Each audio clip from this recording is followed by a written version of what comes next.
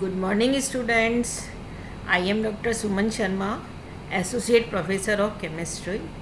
Students, we are studying monosaccharides.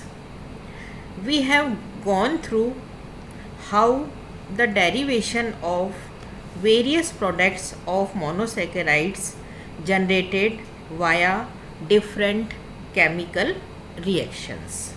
Today, I extend this study for Osazone formation. Introduction. The technique was developed by Emil Fischer, a German chemist. Right? सबसे पहले इस technique को German chemist मिल Fisher ने बताया था. Phenyl hydrazine is the chemical compound with the formula C6H5NH2 and this is the structure of phenyl hydrazine, right? अब osazones are formed when the sugars react with a compound known as phenyl hydrazine at boiling point, right? Now general reaction is given here, right? जब glucose की reaction phenyl हाइड्रेजीन के साथ करवाई जाती है तो यहाँ पर फिनाइल ग्लूकोसाजोन बनता है ना.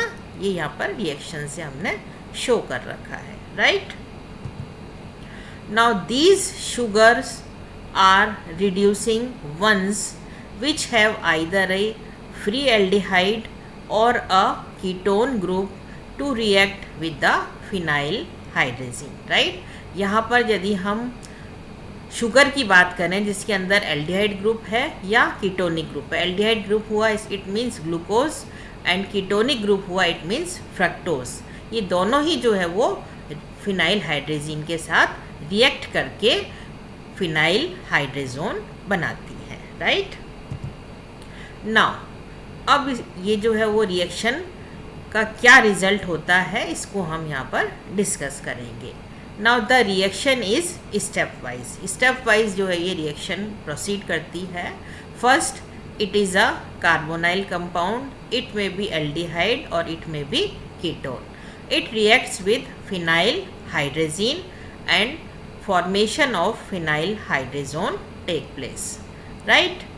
यहाँ पर फिनाइल जो हाइड्रेजोन है that again react with 2 moles of phenyl hydrazine and it gives osazone. It means ये जो रिएक्शन है इसके अंदर हमको जो फिनाइल हाइड्रेजीन है वो एक्सिस में लेना होगा तभी ओसाजोन का फॉर्मेशन होगा, राइट. ये यहाँ पर हमने रिएक्शन देकर शो कर रखा है, right. First it is aldehyde, it's react with phenyl hydrazine, removal of water take place and formation of phenyl hydrazone, right. And it's further react with 2 moles of phenyl hydrazine and it gives osazone, right. And C6H5NH2 aniline निकल जाता है और ammonia बनती है, right. Now come to the next slide. Osazone formation involves hydrazone formation at C1 of an aldose, right? और C2 of a ketose. यहाँ पर हम देखते हैं यदि हम एल्डोज शुगर की बात करते हैं तो वहाँ पर जो एल्डिहाइड ग्रुप है वो पहले कार्बन पर जुड़ा होता है, इसलिए हाइड्रेजोन का जो फॉर्मेशन है वो फर्स्ट कार्बन पर होता है. यदि हम कीटोन की बात करते हैं, ठीक है, कीटोज की बात करते हैं, वहाँ पर जो कीटोनिक ग्रुप होता है वो सेकंड कार्बन पर जुड़ा रहता है.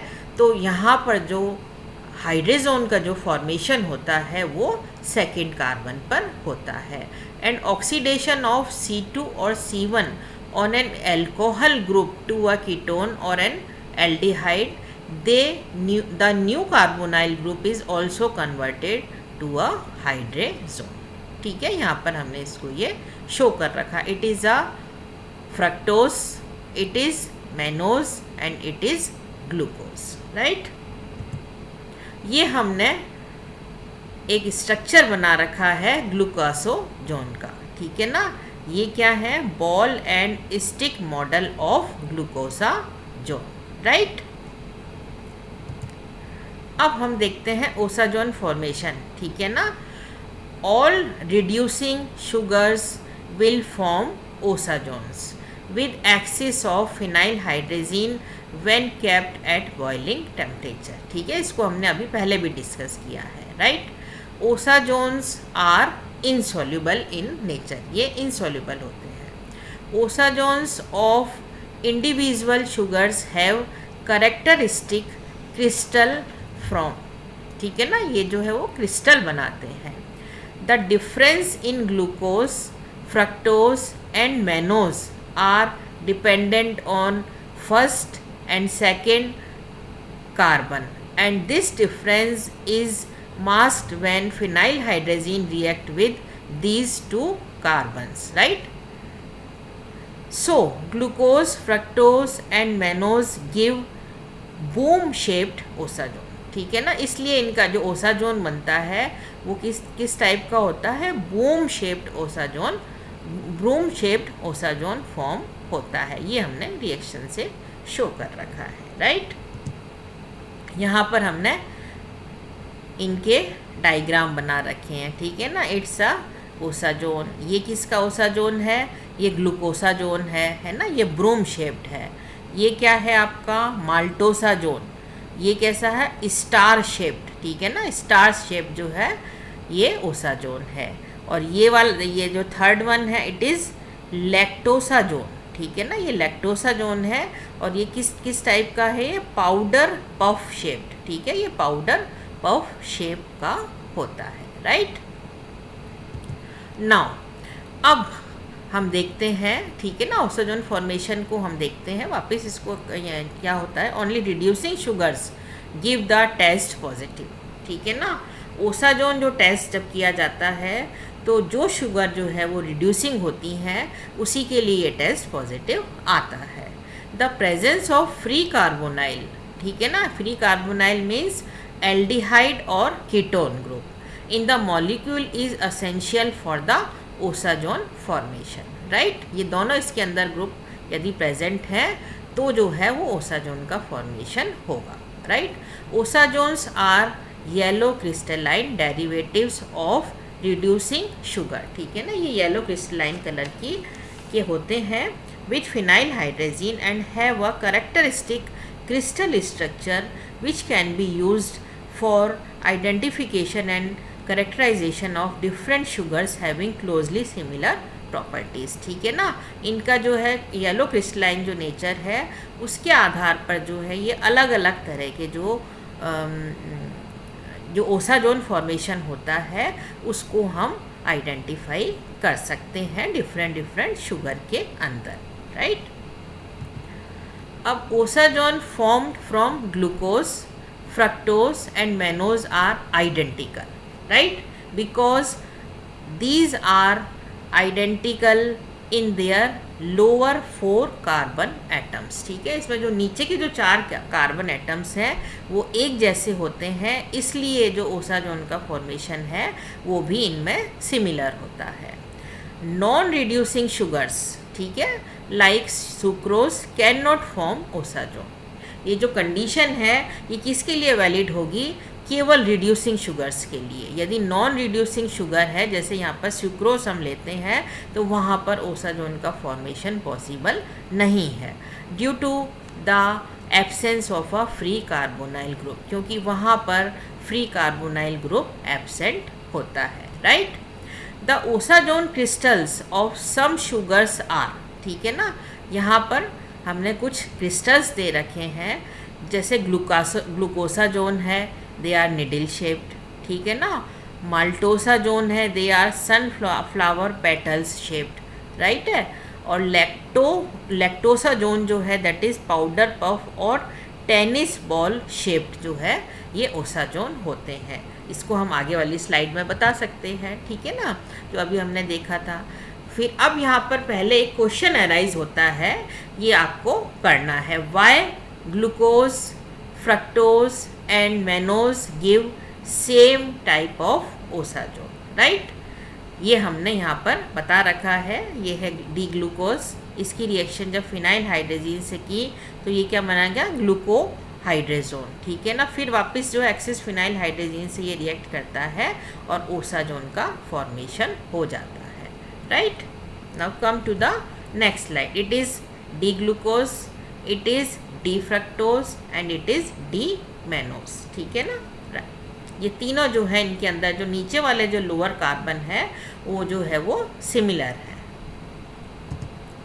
अब ये जो अभी हमने डिस्कस किया था इससे पहले वाली स्लाइड के अंदर कि ये क्या है, निडल शेप क्रिस्टल्स जो हैं ये किसके होते हैं, ग्लूकोसाजोन, फ्रक्टोसाजोन एंड मोनोसाजोन, ठीक है ना, मेनोसाजोन।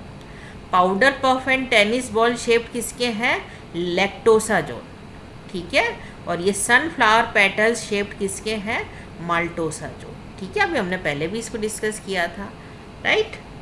Now come to the next slide. अब आता है लेबोरेटरी के अंदर हम जो है वो कार्बोनाइल ग्रुप के टेस्ट के लिए, यहाँ पर हम यदि मोनोसेकेराइड्स की बात करते हैं जिसके अंदर हम ग्लूकोज, फ्रक्टोज है ना और माल्टोज इनकी बात करते हैं, तो वहाँ पर जो है उसको पता करने के लिए कि जो हमको कंपाउंड दिया गया है उसके अंदर जो है एल्डिहाइड ग्रुप है, कीटोनिक ग्रुप है, पर्टिकुलर कंपाउंड जो है वो ग्लूकोज है, फ्रक्टोज है, मैनोज है, तो उसके लिए हम ओसाजोन टेस्ट करते हैं। अब ये ओसाजोन टेस्ट क्या होता है, ठीक है, क्या इसका प्रिंसिपल है, a solution of reducing sugar when heated with phenyl hydrazine characteristic yellow crystalline compound colour osazone are form, ठीक है।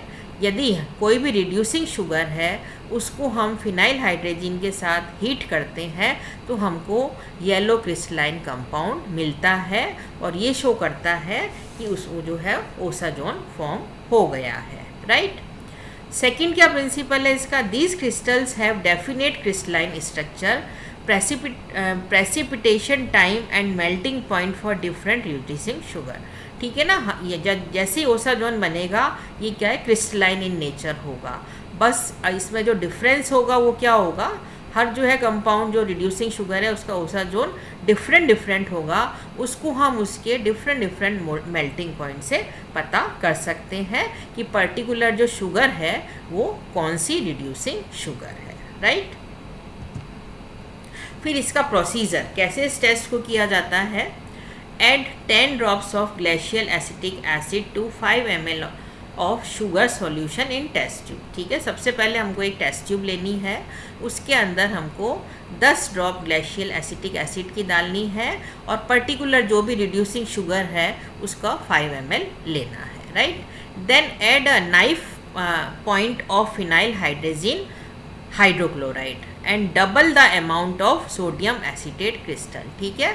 उसके बाद हमको फिनाइल हाइड्रोजीन हाइड्रोक्लोराइड उसमें ऐड करना है और double amount of sodium acetate crystals add करने हैं, ठीक है। Mix and warm a little to see that the solids are dissolve, ठीक है। उसको अच्छी तरह से शेक करना है और उसके बाद उसको थोड़ा सा हीट करना है। हीट करने के बाद हमको ये दिखाई देगा टेस्ट ट्यूब के अंदर कि जो सारा जो सॉलिड मटेरियल है वो डिसॉल्व हो गया, right. Now come to the next slide. अब उसके बाद क्या करना है, filter the solution in another test tube, उसको फिर फिल्टर करना है दूसरी टेस्ट ट्यूब के अंदर and keep the filtrate in a boiling water bath for 20 minutes, ठीक है।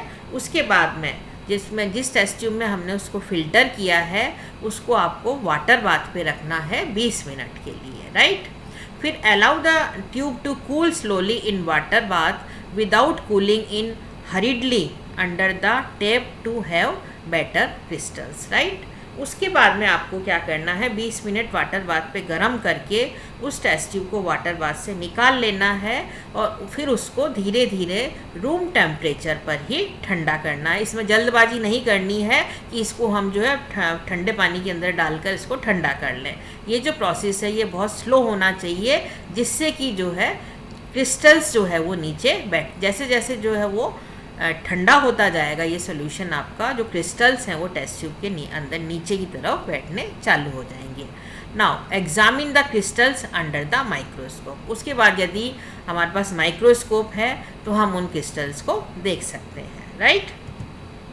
ये यहाँ पर अभी हमने पहले डिस्कस किया था, ये सब तरह के जो है ग्लूकोसा जोन बना रखे हैं। यदि हम माइक्रोस्कोप से देख रहे हैं तो ये निडल शेप हमको ग्लूकोसा जोन दिखाई देंगे, ठीक है ना।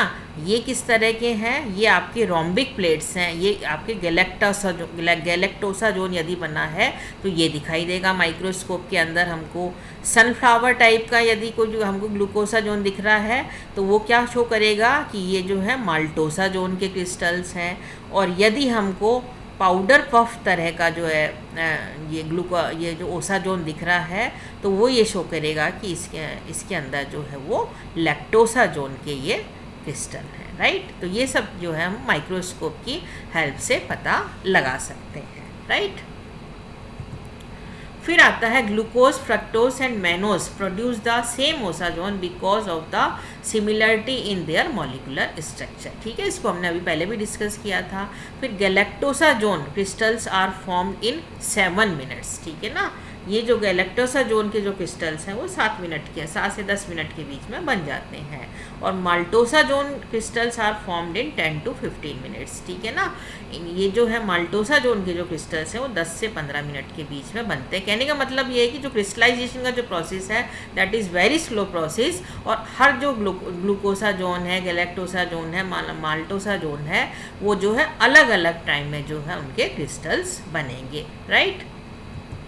फिर इसकी क्या एप्लीकेशंस हैं, फॉर आइडेंटिफाइंग शुगर्स, ठीक है ना, स्पेशली रिड्यूसिंग शुगर को आइडेंटिफाई करने के लिए हम ओसा जोन टेस्ट करते हैं, राइट। और osazones are used as dyes, osazones को डाइज के रूप में भी काम में लिया जाता है, राइट।